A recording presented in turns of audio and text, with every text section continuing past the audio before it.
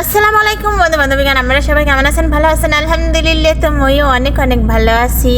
তো কেমনে অনেক অনেক ভালো রইলাম। হেই এবার হনে না খাওয়া দা কি যে ঝামেলা যাইতেছে কয়দিন ধরে মরুফে খালি বুল্ডোজার চলতে আছে।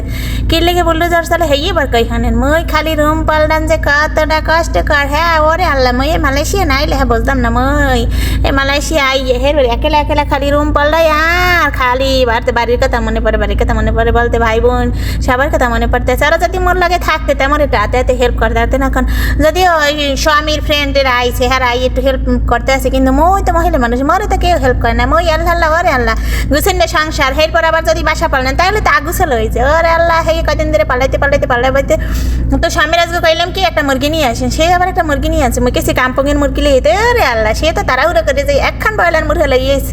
তো মর আবার ব্রয়লার মুরগি তেমন পছন্দ না। মই আবার গ্রামগঞ্জের মুরগি খাইতেই ভালোবাসি। কাম্পং বলতে মালয়েশিয়ার গ্রামের বলে কাম্পুং। তো সেই জন্য মোর স্বামী দেখেন এখন ব্রয়লার মুরগি লইয়েছে, আমার রান্না করে খাওয়া লাগবে না। কারণ যত যাই হোক ঘর যত অগুছল থাক এবার তো আমার রান্না করে খাওয়া লাগবে। পেয়ারা খপাস করে লইয়েছি, মই দাপাস করে কি সুন্দর করে চড়াই দিয়েছি। দেখেন এই ঠ্যাং পাকনা যেখানে যদ্দুর আছে।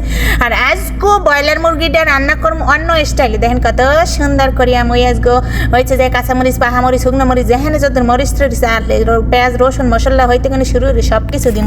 ওই ব্রয়লার মুরগি তেমন পছন্দ করি না, কিন্তু আজকে যে স্টাইলে রান্না করবো হ্যাঁ স্টাইলে খাইয়ে কত যে স্বাদ লাগবে কর মতন। তো অবশ্যই মুসলিম সব শেষ হয়ে গেছে।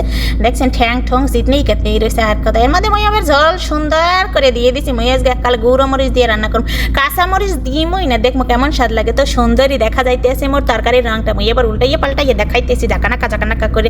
এর মধ্যে চিন্তা করলাম তাইলে কি করা যায়। হা কতটুকু ভুট্টা নিচ্ছি, পপ্পন ভাজি করবো। তো দেখেন মই আজকে কত সুন্দর করে পপ্পন ভাজি করতারি।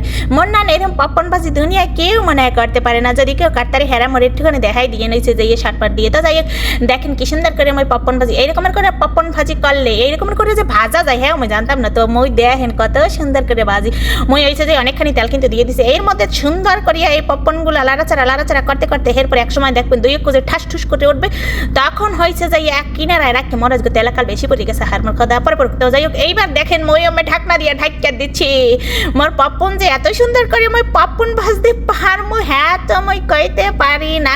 তো মোরদার এগুলা খাইতে ভালোই লাগে। মোর শ্বশুর বাড়িতে যখন বাবার বাড়িতে চলে যেতাম বাজে বসে মই যাই কত পপ্পন খাইছি হে কথা কার মতো না। অবশেষে দেখেন মোর পপ্পন ভাজা কত সুন্দর হয়েছে। পপকনগুলো অনেক সুন্দর হয়েছে, কিন্তু অনেক সুন্দর সেই সুন্দর। তো নিজের তারিফ নিজে করছি হ্যাঁ, তারপর আমরা কিছু মনে করি না। তো যাই আসলে কিন্তু সত্যি সুন্দর হয়েছে। এরকম করে ভাজি দেখেন। ও এর মধ্যে মই সব নাড়াচাড়া করার পর অবশেষে মই কিন্তু হয়েছে যে ভাজার পরে একটু লবণ ছিটাই দিছি। লবণগুলো ছিটে দেওয়ার পরে কি যে স্বাদ লাগবে নতুন বাসায় আইয়ে পপকন ভাজা। ও এর মধ্যে মোর পোলাক করে মাদ্রাসা দিয়ে লইয়েছি। হ্যাঁ এবার রুটি আর মুরগি গোশত উঠাই দিলাম সুন্দর করে। সে বসে খাইতে আছে। মোর ভিডিওকে ভালো লাগলে অবশ্যই লাইক শেয়ার কমেন্ট করে দেবেন। হ্যাঁ এরপর ফলো দিয়ে দিয়েন মোর এক কমের অ্যাক্সের কিপটা দেখেন মোর পোলাক করে সুন্দর করে। টাটা বাই বাই, ভালো থাকেন সবাই।